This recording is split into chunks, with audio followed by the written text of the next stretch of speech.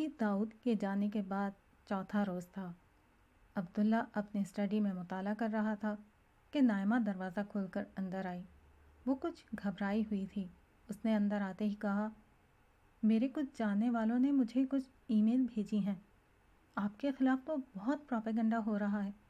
وہ کہتے ہیں کہ آپ گمراہ انسان ہیں، یہودیوں کے ایجنٹ ہیں، عیسائیت کو پھیلا رہے ہیں اور آپ منکر جہاد ہیں۔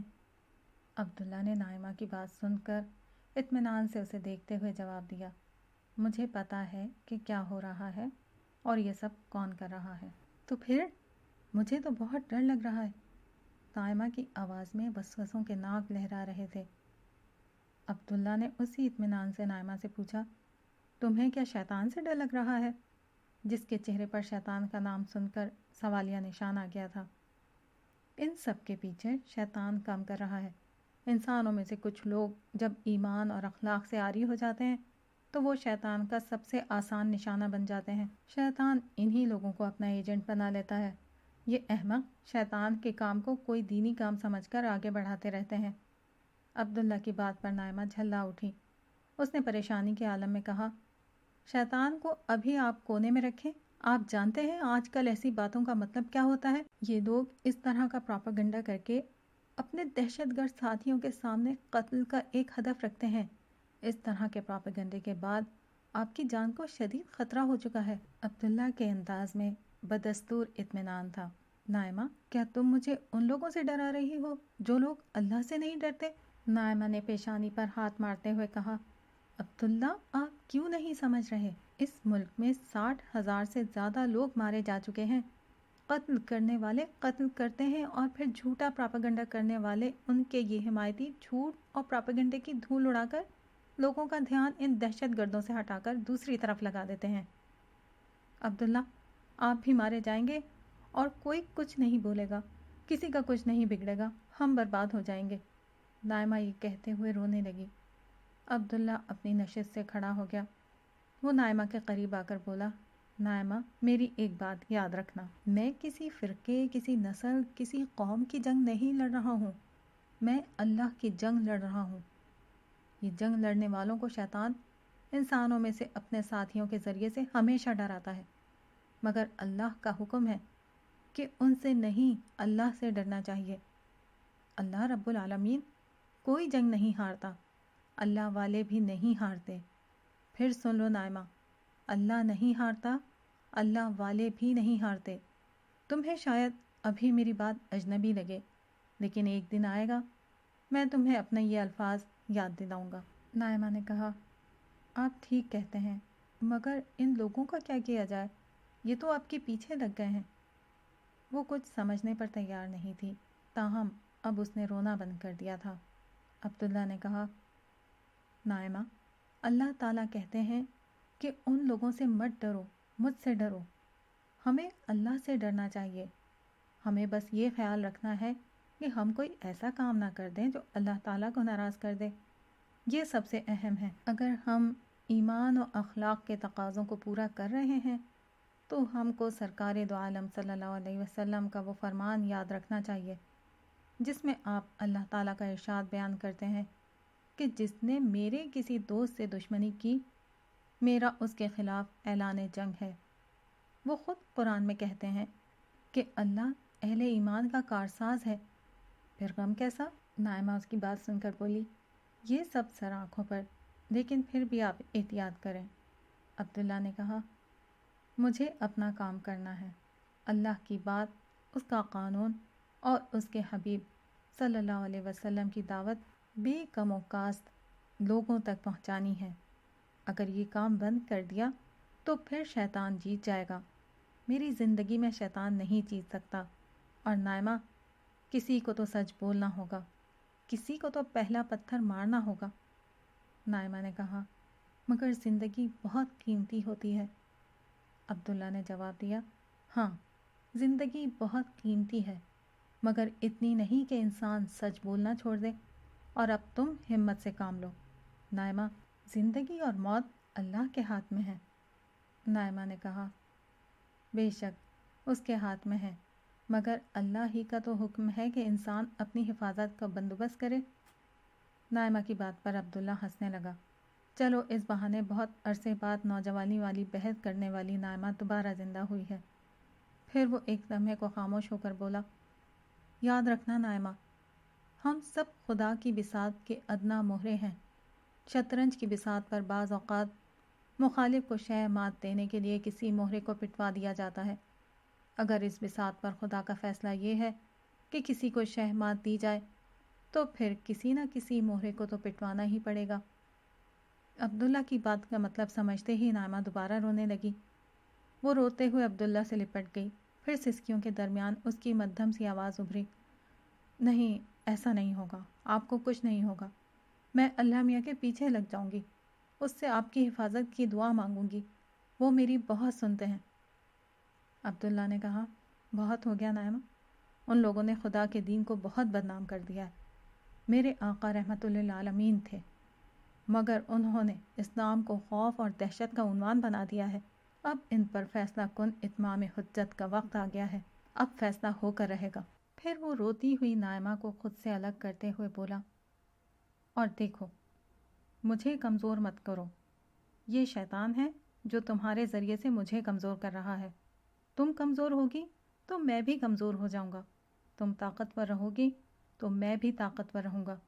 تم اللہ پر بھروسہ رکھو، کوئی شخص اللہ کے فیصلے کے بغیر اس دنیا سے رخصت نہیں ہو سکتا۔ اگر اس نے فیصلہ کر دیا ہے تو میں کسی حادثے میں، کسی بیماری سے بھی ٹھیک اسی وقت رخصت ہوں گا جو میرے لیے لکھا جا چکا ہے، اور اگر اس کا فیصلہ نہیں ہے تو ساری دنیا بھی میرا کچھ نہیں بگاڑ سکتی۔ اس لیے شیطان کے وسوسوں میں آ کر اپنے آپ کو اور مجھ کو کمزور مت کرو، میرا ساتھ دو۔ جنت کی بلند درجات بلند حوصلے سے ملتے ہیں۔ یاد رکھو نائمہ، اللہ نے یہ دنیا امتحان کے لیے بنائی ہے، مگر اکثر وہ انسان کا امتحان نہیں لیتے، صرف حوصلے کا امتحان لیتے ہیں۔ عبداللہ کی آخری بات سن کر نائمہ کو ایک زبردست جھٹکا لگا۔ برسوں پرانی یادیں پھر تازہ ہو گئیں، اسے بہت کچھ یاد آ گیا۔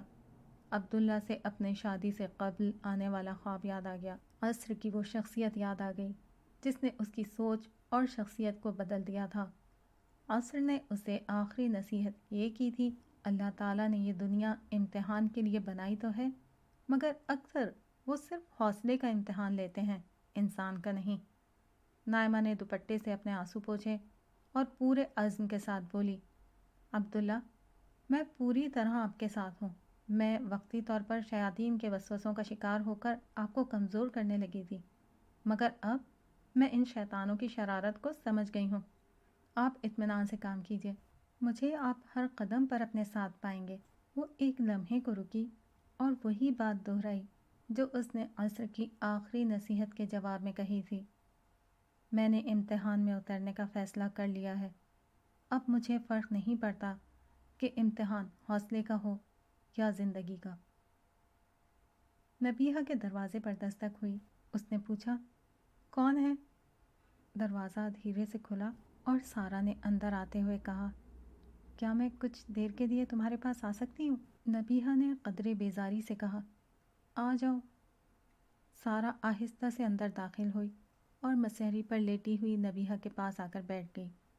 نبیہہ، مجھے تم سے سوری کہنا تھا، دراصل میری وجہ سے امی نے تم سے اس طرح بات کی، یہ گھر میرا نہیں، تمہارا ہی ہے۔ نبیہہ نے طنزیہ لہجے میں کہا، تمہاری اطلاع کا شکریہ، ویسے مجھے پتا ہے یہ میرا ہی گھر ہے۔ سارا نے اس کے لہجے کی کاٹ کو نظر انداز کرتے ہوئے اسی نرمی کے ساتھ کہا، اور ہمیشہ تمہارا ہی رہے گا۔ پھر وہ کھسک کر بستر پر نیم دراز نبیہہ کے ذرا قریب ہوئی اور اس کے سر کو سہلاتے ہوئے بولی، تمہارے بال کتنے ریشمی ہیں، کتنے خوبصورت ہیں۔ نبیہہ کے اعصاب چٹھے ہوئے تھے۔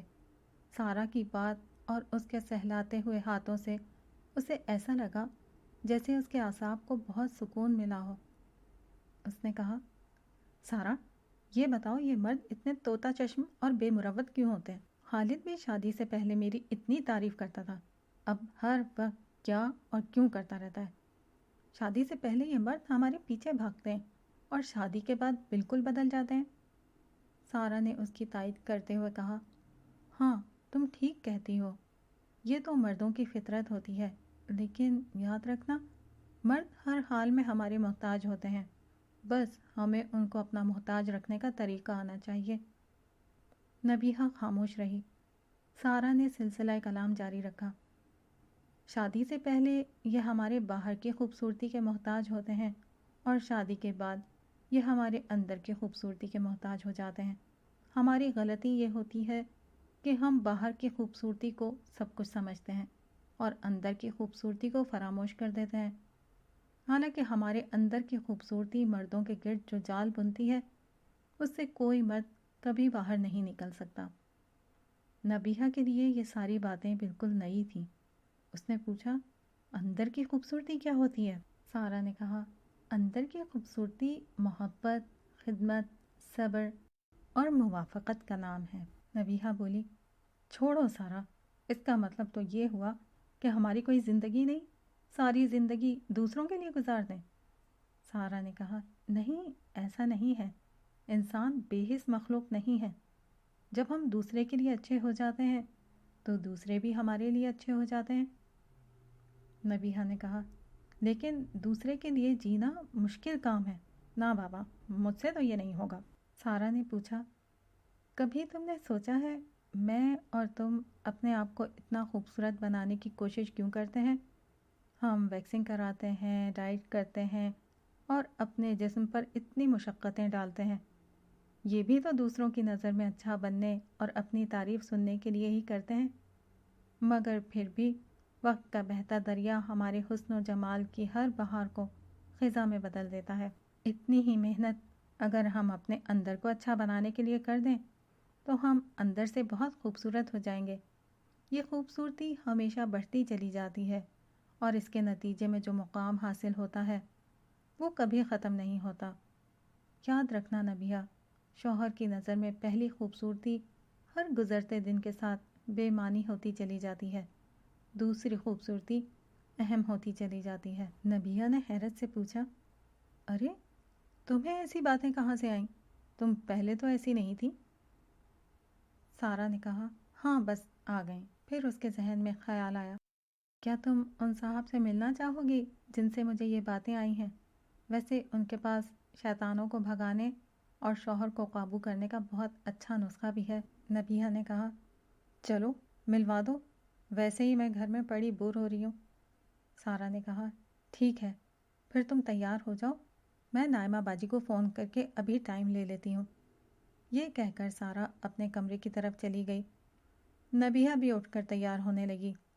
تھوڑی دیر میں نبیہہ تیار ہو کر باہر آئی تو سارہ روانگی کے لیے اس کی منتظر تھی۔ اسے دیکھ کر سارہ لمحہ بھر کو پریشان ہو گئی۔ اول تو اس نے بھرپور میک اپ کیا ہوا تھا جس کی اس وقت کوئی ضرورت نہیں تھی۔ اس سے بڑھ کر وہ بالکل باریک لباس پہنے ہوئی تھی جس سے اس کا پورا جسم چھلک رہا تھا۔ سارہ کو اس حال میں اسے عبداللہ کے پاس لے جاتے ہوئے شرم محسوس ہو رہی تھی، جبکہ نبیہہ اطمینان کے ساتھ جانے کے لیے تیار کھڑی تھی۔ سارہ نے دبے لفظوں میں اس سے کہا، کیا بہتر نہیں ہوگا کہ تم کوئی دوسرا ڈریس پہن لو؟ نبیہہ نے کہا، تمہاری کلاس میں شاید یہ ڈریس کچھ ٹھیک نہ ہو، میری کلاس میں ایسے ہی چلتا ہے۔ اس طنز پر سارہ کو ایک لمحے کے لیے شدید غصہ آیا، مگر اگلے لمحے اسے عبداللہ کا دیا ہوا سبق یاد آ گیا۔ وہ سمجھ گئی کہ اس وقت نبیہہ کے ساتھ شیطان ہے۔ اس نے نرمی سے کہا، چلو کوئی مسئلہ نہیں، یہ ڈریس ٹھیک ہے، بس یہ کرو کہ جسم کو اچھی طرح دوپٹے سے ڈھانپ لو۔ نبیہہ نے کہا، میں نے ساری زندگی یہ کام نہیں کیا، اب تم بتاؤ چل رہی ہو یا میں واپس اپنے کمرے میں جاؤں؟ نبیہہ نے گاڑی کی چابی ہوا میں لہراتے ہوئے فیصلہ کن لہجے میں کہا تو سارہ نے بے بسی سے جواب دیا، ٹھیک ہے چلو۔ راستے میں وہ تھوڑا پریشان تھی، پھر اسے عبداللہ کی عادت کا خیال آیا کہ وہ اس طرح کی خواتین کو پہلے دن ہی حیا کا واس کبھی نہیں کرتا۔ اسے یقین تھا کہ عبداللہ کوئی ایسی بات نہیں کرے گا جس سے نبیہہ بھڑک اٹھے۔ یہ سوچ کر وہ مطمئن ہو گئی۔ یہ میری نند ہیں عبداللہ بھائی، ان کا نام نبیہہ ہے۔ ان کے اور ان کے شوہر کے بیچ تھوڑے اختلاف ہو گئے ہیں، میں ان کو آپ کے پاس لائی ہوں تاکہ آپ ان کی رہنمائی کریں۔ سارہ نے ایک ہی سانس میں نبیہہ کا تعارف اور اپنی آمد کا مقصد بیان کر دیا۔ وہ نبیہہ کے ساتھ صوفے پر بیٹھی تھی جبکہ سامنے عبداللہ تھا۔ نائمہ ان سب کو چائے پیش کر رہی تھی۔ اس کے بعد وہ بھی عبداللہ کے برابر میں بیٹھ گئی۔ سارا نے آنے سے قبل نائمہ کو فون کر کے اپنے آنے کا مقصد بتا دیا تھا، ساتھ میں نبیہہ اور اس کے مسئلے اور مزاج کی پوری تفصیل بھی نائمہ کو بیان کر دی تھی جو اس نے عبداللہ کو بتا دی تھی۔ سارا بتا رہی تھی کہ آپ کے پاس شوہر پر قابو پانے کا کوئی وظیفہ بھی ہے۔ سارا کی بات ختم ہوئی تو نبیہہ نے اپنے آنے کا مقصد ایک مختلف انداز میں بیان کیا۔ شوہر کو قابو کرنے والی سارا کی بات میں اس نے نسخے کو وظیفے میں بدل دیا تھا۔ نبیہہ کی بات پر نائمہ اپنی بے اختیار مسکراہٹ نہیں روک سکی، لیکن وہ خاموش بیٹھی رہی۔ ایسی ہی مسکراہٹ سارا کے چہرے پر بھی آ گئی، البتہ عبداللہ سنجیدگی کے ساتھ سر جھکائے بیٹھا رہا۔ نبیہہ اپنی بات کہہ چکی تو عبداللہ نے سر اٹھا کر کچھ کہنے کے لیے نبیہہ کی طرف دیکھا۔ اسے دیکھ کر عبداللہ ایک لمحے کو ٹھٹک گیا، پھر وہ منہ پر ہاتھ رکھ کر ایک دو دفعہ کھانسا، گویا کہ اپنا گلا صاف کر رہا ہو، پھر معاف کیجیے گا کہتے ہوئے چشمہ اتار کر ایک ٹیشو پیپر سے چہرہ اور آنکھیں صاف کی اور چشمہ میز پر رکھ دیا۔ سارا جو عبداللہ کی بہت معتقد ہو چکی تھی فوراً اٹھی اور ساتھ رکھے ہوئے جگ سے ایک گلاس پانی بھر کر اسے دیا۔ عبداللہ نے سارا کا شکریہ ادا کر کے پانی پیا اور پھر نبیہہ کی سمت دیکھتے ہوئے اطمینان سے بولا، ہماری قوم کی یہ تربیت کر دی گئی ہے کہ یہ کسی روحانی بابے کی تلاش میں رہتے ہیں جو شکل دیکھتے ہی ماضی کے واقعات بیان کر دے اور مستقبل کے بارے میں پیش گوئیاں شروع کر دے، مسائل کے حل کے لیے کوئی وظیفہ بتا دے یا پراسرار علوم کے ذریعے سے زندگی کی الجھی ہوئی ڈور کو سلجھا دے۔ اتنا کہہ کر عبداللہ رکا اور پھر اس کے چہرے پر ایک مسکراہٹ آ گئی۔ مگر میں تو ایک عام سا انسان ہوں، انسانوں کو انسان بناتا اور بندوں کو بندگی سکھاتا ہوں، اپنے آقا نبی کریم صلی اللہ علیہ وسلم کی پیروی میں لوگوں کو یہ بتاتا ہوں کہ انسان کی سیرت اور اس کی عادت دنیا اور آخرت دونوں کی فاتح ہے، اور اس کا اخلاق خالق و مخلوق دونوں کی نظر میں اسے عزت دلواتا ہے۔ اب رہا آپ کا مسئلہ، تو نبی حبیبی پہلے یہ بتائیں کہ آپ کے اور آپ کے شوہر میں بنائے اختلاف کیا ہے؟ نبیہہ نے کہا، دراصل ہماری محبت کی شادی تھی، مگر اب ان کا رویہ بدل گیا ہے۔ عبداللہ نے کہا، دیکھیے یہ ایک بالکل فطری چیز ہے، مرد شادی کے بعد بدلتا ہے اور عورت بچے پیدا ہونے کے بعد بدل جاتی ہے۔ جس طرح ایک عورت کے لیے ممکن نہیں رہتا کہ اولاد کے ہونے کے بعد شوہر کو 100% وہی توجہ دے جو پہلے تھی، اسی طرح مردوں کے لیے یہ ممکن نہیں ہوتا کہ شادی کے بعد، خاص کر اگر پسند کی شادی ہے، وہی رویہ رکھیں جو پہلے تھا۔ نبیہہ ایک لمحے کے لیے ہکا بکا رہ گئی، اس نے اس پہلو سے کبھی سوچا ہی نہیں تھا۔ پھر وہ کچھ سوچ کر بولی، مگر عورت تو اولاد کے معاملے میں مجبور ہوتی ہے۔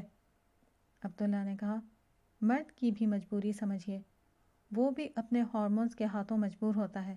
اس کے ہارمونز اس کی نظر میں محبوبہ کا ایک انتہائی پرکشش پورٹریٹ بناتے ہیں۔ شادی کے بعد یہ پورٹریٹ ایک ایسی کلوز اپ تصویر میں بدل جاتا ہے جو واقعی حسین بھی ہو تب بھی حسین نہیں لگتا۔ نبیہہ خاموش رہی۔ کچھ دیر رک کر عبداللہ بولا، لیکن یہ کوئی منفی بات نہیں، اصل محبت تو شادی کے بعد ہوتی ہے جب لوگ ایک دوسرے کا خیال کرتے ہیں۔ نبیہہ نے کہا، ہاں مگر خالد تو میرا خیال نہیں کرتے، وہ مجھے آزاد نہیں چھوڑتے، ہر معاملے میں مداخلت کرتے ہیں۔ عبداللہ نے پوچھا، آپ کو اپنی سسرال سے کوئی شکایت ہے؟ نبیہہ نے کہا، نہیں، سسرال والے کسی معاملے میں دخل نہیں دیتے۔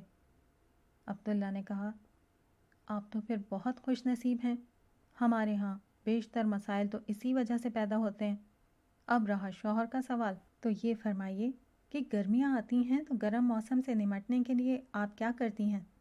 نبیہہ کی سمجھ میں نہیں آیا کہ اس سوال کا اس مسئلے سے کیا تعلق ہے۔ اس نے کہا، ہم اے سی اور پنکھے کھول لیتے ہیں، لان کے ہلکے کپڑے پہنتے ہیں، دھوپ میں کم نکلتے ہیں۔ عبداللہ نے کہا، اب یہ بتائیے کہ یہ سارے کام کرنے کے بجائے آپ اگلی گرمیوں میں گرمی دور کرنے کا کوئی وظیفہ ڈھونڈنے لگیں، یا لوگوں سے شکایت کرتی رہیں تو گرمی سے نجات تو نہیں ملے گی، یا مل جائے گی؟ نبیہہ نے سر ہلاتے ہوئے عبداللہ سے اتفاق کیا، ظاہر ہے کہ نہیں ملے گی۔ عبداللہ نے کہا، بس پھر یہی زندگی کے ہر مسئلے کو حل کرنے کا راز ہے۔ دوسروں کی شکایت کرنے کے بجائے خود ایڈجسٹمنٹ کر لیں، اور شادی کے رشتے کو تو اس ایڈجسٹمنٹ اور موافقت کے بغیر کامیاب بنایا ہی نہیں جا سکتا۔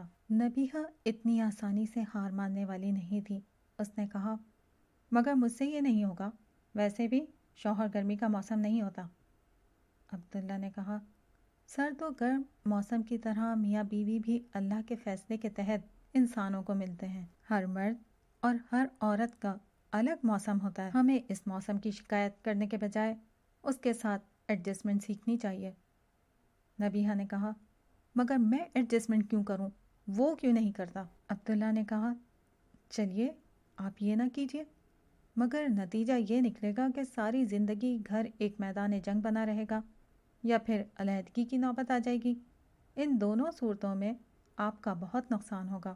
نبیہہ بولی، تیسری صورت یہ بھی تو ہو سکتی ہے کہ خالد میرے مزاج کے مطابق ڈھل جائے۔ عبداللہ نے کہا، عورتوں میں ایڈجسٹمنٹ کی زیادہ صلاحیت ہوتی ہے۔ ان کا جسم ایک انسان کی تخلیق کے لیے اپنے آپ کو ایڈجسٹ کر لیتا ہے، اور ان کی روح ایک خاندان کو بنانے کے لیے ایڈجسٹ کرنے کی صلاحیت رکھتی ہے۔ پہلا کام اللہ تعالیٰ خود کر دیتے ہیں، دوسرا آپ کو کرنا ہے۔ مرد بیچاروں میں یہ صلاحیت زیادہ نہیں ہوتی۔ نبیہہ خاموش رہی تو عبداللہ نے دریافت کیا، یہ بتائیے، آپ کے شوہر اپنے مزاج کے اعتبار سے کیا بہت برے ہیں؟ نبیہہ نے کہا، نہیں، ایسا تو نہیں ہے۔ عبداللہ نے کہا، دیکھیے، کچھ مرد بہت برے ہوتے ہیں، وہ خواتین کا اعتراف کبھی نہیں کرتے، مگر زیادہ تر ایسے نہیں ہوتے۔ جیسے ہی آپ ایڈجسٹمنٹ کریں گی تو وہ آپ کا اعتراف کر لیں گے، پھر جو کچھ آپ زبردستی ان سے لینا چاہ رہی ہیں وہ محبت اور شوق سے آپ کو خود دے دیں گے۔ ویسے بھی میاں بیوی کے رشتے میں مرد کی پوزیشن ہر گزرتے دن کے ساتھ کمزور اور عورت کی مضبوط ہوتی چلی جاتی ہے۔ یہ کام محبت کرتی ہے، اسے آپ انانیت سے کرنا چاہیں گی تو سب کا نقصان ہوگا۔ اس پر نبیہہ نے اپنے مزاج کی مجبوری بیان کی، میرے لیے بہت مشکل ہے۔ عبداللہ نے کہا، آپ کر سکتی ہیں۔ شوہر کے مزاج کا ہر وہ پہلو جو گرم موسم کی طرح لگے، اس کی شکایت کرنے کے بجائے اپنے اندر صبر کا اے سی کھول دیں، برداشت کے پنکھے چلا لیں، اور مثبت انداز فکر کی لون سے اپنے مزاج کو ڈھانک دیں۔ یہ ناگوار موسم زیادہ دیر تک نہیں رہے گا، مگر اس کے بدلے میں آپ بہت سے مسائل سے بچ جائیں گی، شوہر کی بہت ساری محبت کی حقدار ہو جائیں گی، ورنہ ساری عمر نفرت کے کانٹے بکھیریں گی اور یہی سمیٹیں گی۔ اب فیصلہ کر لیں کہ کیا کرنا ہے۔ نبیہہ کچھ دیر سوچتی رہی، پھر عبداللہ اور نائمہ سے کہنے لگی، آپ دونوں کا بہت بہت شکریہ۔ پھر وہ سارہ کی طرف دیکھتی ہوئی نشست سے اٹھی اور اس سے کہا، چلو سارہ چلتے ہیں۔ سارہ کے ساتھ نائمہ اور عبداللہ بھی انہیں الوداع کہنے کے لیے اپنی نشست سے کھڑے ہو گئے۔ چلتے چلتے نبیہہ نے میز پر رکھا ہوا عبداللہ کا چشمہ اٹھایا، اسے غور سے دیکھا اور عبداللہ کی طرف بڑھاتے ہوئے کہا، سر آپ کا بہت بہت شکریہ، آپ نے اپنا اتنا قیمتی وقت ہمیں دیا، اللہ آپ کو خوش اور اپنے گھر میں آباد رکھے۔ عبداللہ نے چشمہ ہاتھ میں لیتے ہوئے اسے دعا دی، نائمہ اور سارہ نے آمین کہا۔